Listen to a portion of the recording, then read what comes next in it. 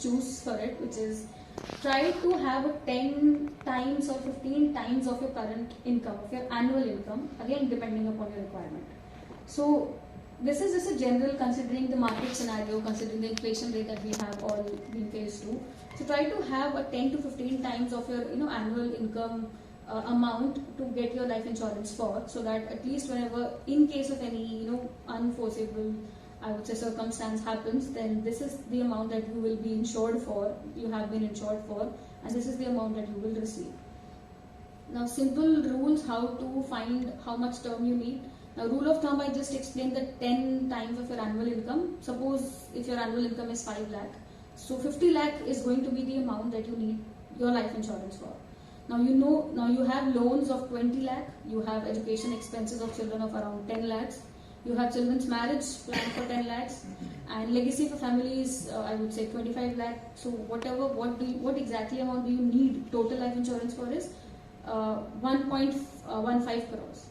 So this is just an example that I'm just trying to explain that okay, these are some major heads that we plan our expenses for during our life. So these are some general expenses that we plan. So hence this is just an example for all of us to plan our expenses forward. This is a small activity I would like all of you to do. Just a quick activity. I would say that please estimate your term cover requirement basis on what I just told you. Maybe you can ascertain now whatever life insurance amount you need it for. It's just a 2-minute activity. Maybe you can, ma'am is trying your asset management kind of thing. So this is how our life stage planning goes around. Now also we have a third phase called retirement age, which is fixed by law for us for 60 years of age. And now after that we also want to have a steady source of income, so that even if our children needs anything, we need anything, any contingency, any emergency situation for us arises, then we can cope up with that. So this is a kind of 3-phase program that I would say everybody has in their life for general. So now in these life stage planning, I would say from age of 23 to 35 years, we have a kind of expectation to earn a good amount so that we can travel, we can fulfill our some kind of fantasies or some kind of dreams that we want to travel, we want to have a car, we want to go to this place. So this just goes around 20 to 35 years, which have a vehicle contingency fund, I would say. Then this is mid-career. Mid-career meaning that obviously you also get married and then you have children. Then you plan for their education, then you plan for their further study so that they can also have a similar life or they can have a better life than what we have enjoyed. So this is what we call children education or home and contingency fund. So this is the stage where we plan in general our our married life, our children's, our home, or having a some vehicle for us to have a convenience, to have a status also in the society.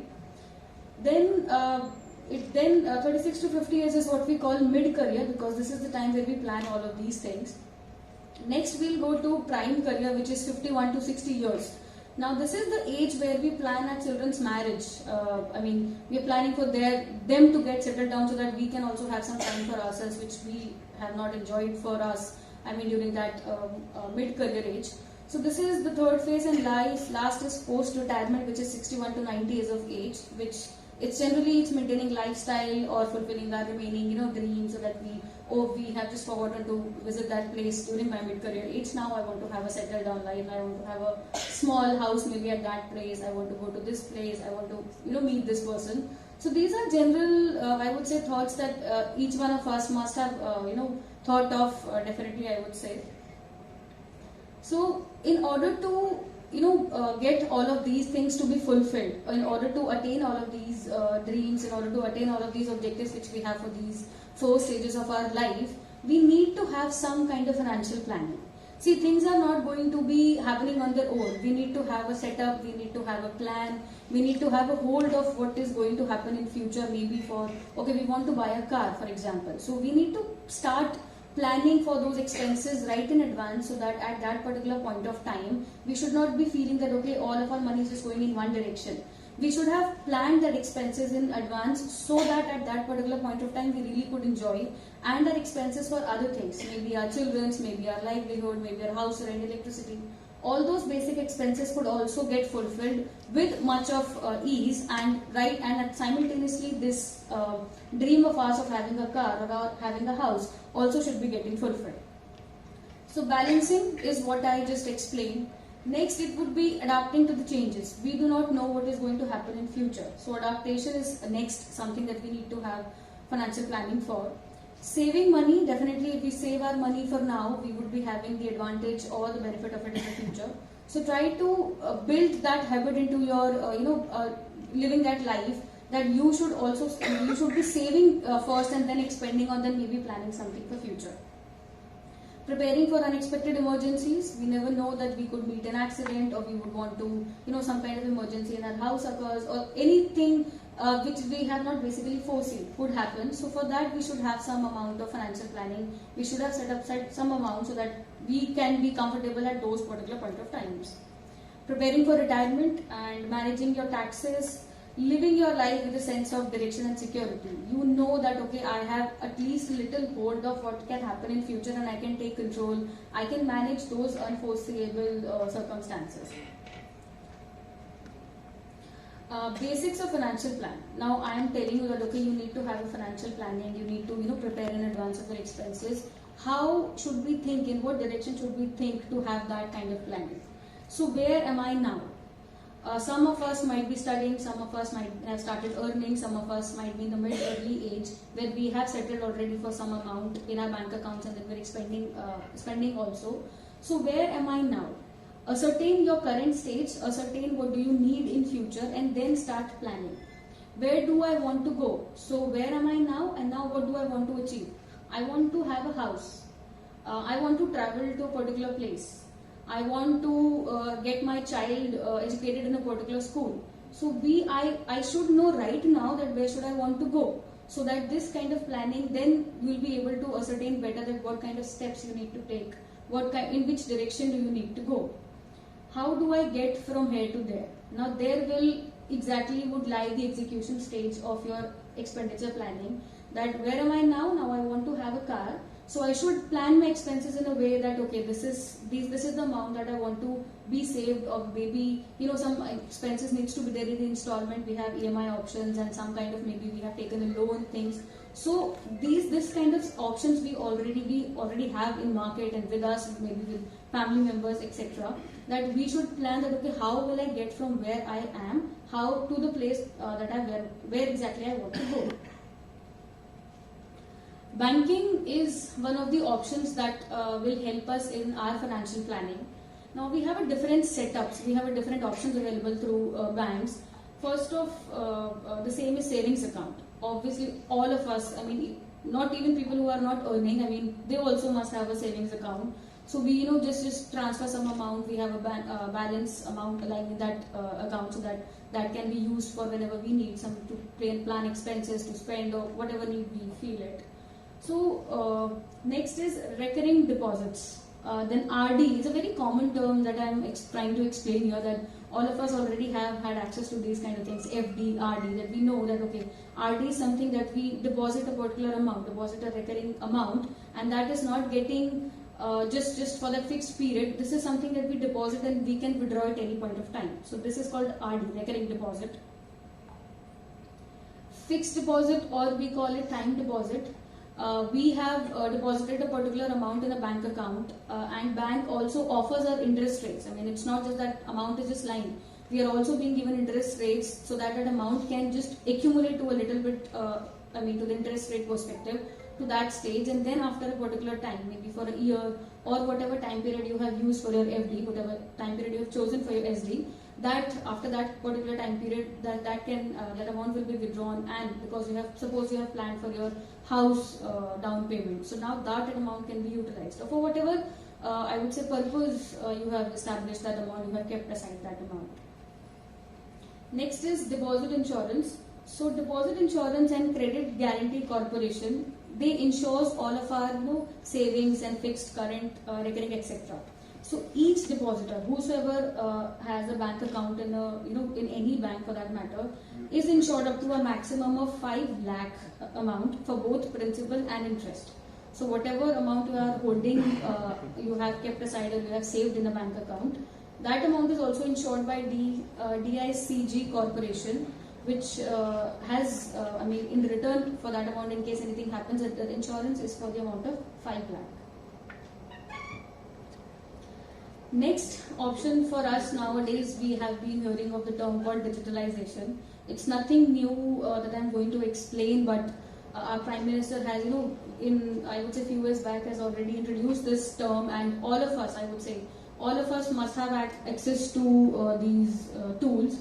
And if somebody is not using, maybe this is the time to get aware of it and maybe start using it in the near future. So digitalization has actually helped us to make all those transactions very easily. Earlier we need to draw some amount, or we need to have some amount lying in our home or maybe at a locker or somewhere, so that whenever we need it, we need to get it out. Now this digitalization is something that we do not need to carry cash. Everything can be done through this phone. We have heard of Paytm and Zap payments and what not other, internet banking. There are so many options available these days that you do not really need to have the cash with you, though I would suggest for unforeseeable circumstances. But in general, we do not really need to carry cash, and everything, making your bill payments, ordering anything, your electricity payments, your house rent, your FD transfers, or your banking deposits, anything that you need for your money management, maybe wherever there is a transaction where the money is getting exchanged, can be done through the phone or online, I would say. So digital payment methods, internet banking, we all know, if we know that NEFT, National Electronic Fund Transfer, RTGS, these are some of the methods, these are some of the options which are available for us through internet banking options, where money can be transferred within a day or on real-time basis. Like, even if I'm saying that okay, I need to transfer 10,000 to my brother, I can just go log in into my account and transfer the same, and that will be transferred like within 1 to 2 minutes. So these are the options now available with us already. Mobile banking, like I just told you that okay, you really do not need to even have a laptop for those online transactions or mobile transactions. I mean, for mobile, I can access my bank accounts, I can access my Ola, Uber or Zomato or anything that I need, maybe for food, for online shopping, for anything that I need to spend money on can be done through this mobile phone. So this is again the next option, which is called mobile banking. Mobile wallet, Paytm, PayZapp, Phone Pay, Google Pay, these are very commonly used nowadays platforms wherein money is getting exchanged for anything you need in, I would say, just for general stuff. You need to go and buy some groceries. Yeah, please just Paytm and things will be done. You need to transfer some amount to your friend. You have just open Google Pay, scan exactly, and then your work is done. So these are commonly used options and apps are available to us, which can be downloaded at any point of time in our phone and can be utilized. Now the real structure, how does it work for mobile payments or internet banking, is that amount is still in your bank account. So even if your salary is getting credited and you need to transfer some amount through Paytm, the amount will be getting deducted only through your bank account, but Paytm is a facilitator, I would say, that is helping you to transfer the same. So Paytm has a connection with HDFC Bank, for example, or SBI, for any bank that matter, and then that amount is getting transferred. Same also goes with if somebody is Paytming you. So now if I need to receive some amount from somebody and then he has Paytm me or Google Pay me, then I can get that amount transferred directly to my bank account. It's not like that the amount will be lying in your bank, that app only. That can also get transferred to your bank account.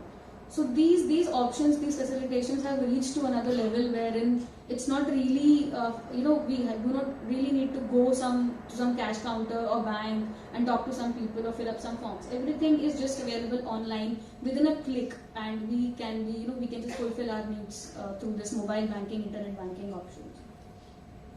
Point of sale is something like, for example, a checkout counter.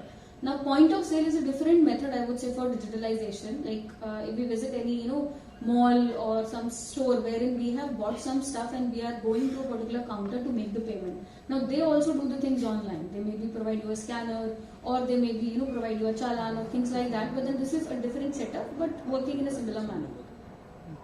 Unified payment interface, Bheem app or for Paytm also has given that facility that it's a payment interface is going to be common, and then payments are being transferred, transactions are getting exchanged. So these are some of the digital tools that has been that has come for us by our I would say government and various different facilitators, and we can manage our daily transactions, we can manage our daily expenses through the help of them, wherein we really do not need to fill up forms and get things like too much of hectic next, and things can be done pretty much easily.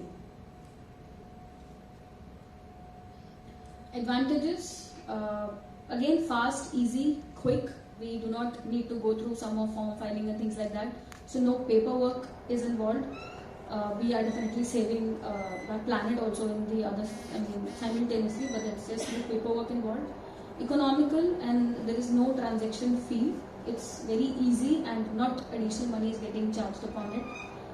Providing a digital record of transactions. So you really do not, like earlier it used to happen that whenever some kind of withdrawal is getting done from bank, so you need to get your passbook into the bank and then all those transactions must be entered. So no, you already just can go into the app and click on the bookings and other whatever options are available and can get a history.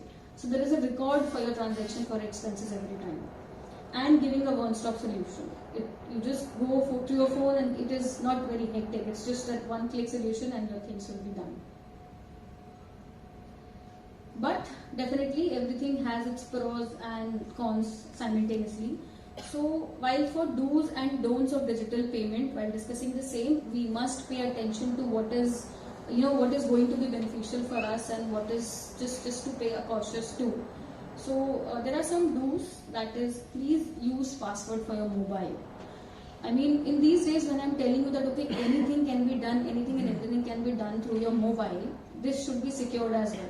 So try to have a fingerprint or a password or a pin lock. We all know that we are using smartphones. Everybody has that option already with us. So always secure your phone with a password. And always, if you're using internet banking through any laptop or through mobile phone, always use your password without anyone being present there. Do not, just open up and let the other person see, because that can also create a problem for us. So always use it at,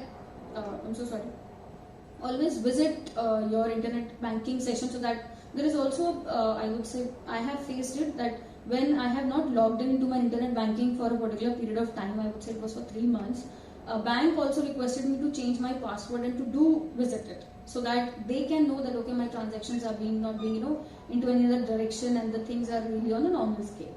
So please go on visit and start practicing, start making it a habit so that you can develop an easier cycle for you. Log out of your internet banking immediately. Sometimes, I do this very often.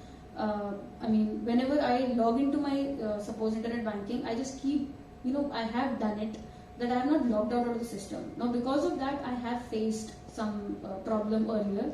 So my advice, and I will not say advice, my direction for all of you would be to, whenever you use your internet banking or apps for that matter, never leave yourself logged into the system. Always log out, and then whenever you need to log back in, just use your PIN or password, whatever you have kept, so that there should not be any misuse of the same.